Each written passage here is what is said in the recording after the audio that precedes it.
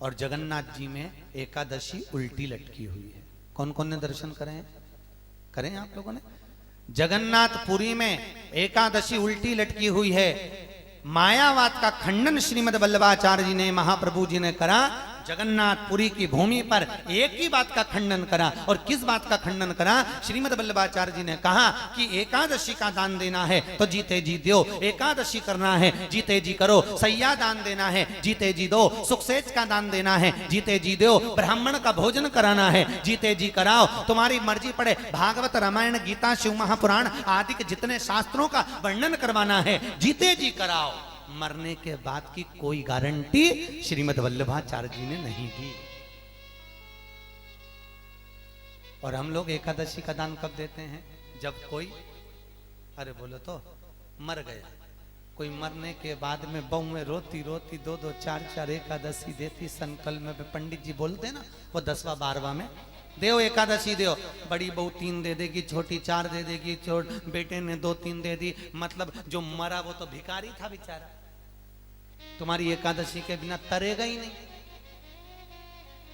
श्रीमद् वल्लभाचार्य जी ने कहा एकादशी का दान भी देना है तो जीते जी दिया जाए। क्यों? मरने के बाद तो जीवात्मा चली गई। गरुड़ पुराण को उठाकर देखिए, पद्म पुराण को उठाकर देखिए, अग्नि पुराण को उठाकर देखिए, 10 दिन तक जीवात्मा घर की अटारी पर रहती है। मृत्यु के 10 दिन तक उस जीवात्मा को घर पर रखकर दिखाया जाता है कि तेरे परिवार वाले तेरे मरने के बाद क्या कर रहे हैं।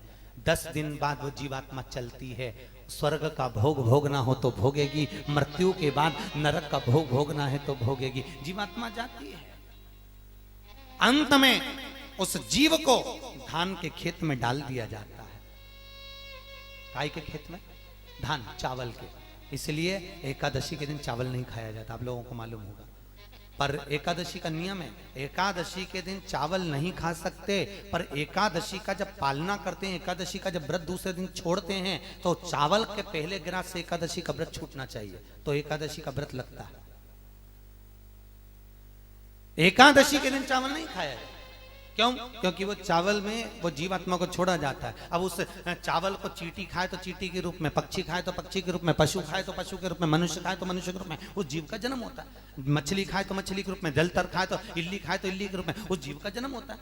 चावल के खेत में, धान के खेत में जीवात्मा को डाला जाता है, फिर उसको खा।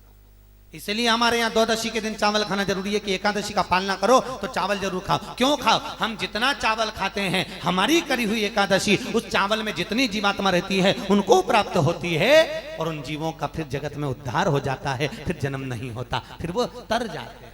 इसलिए चावल का पालना किया जाए।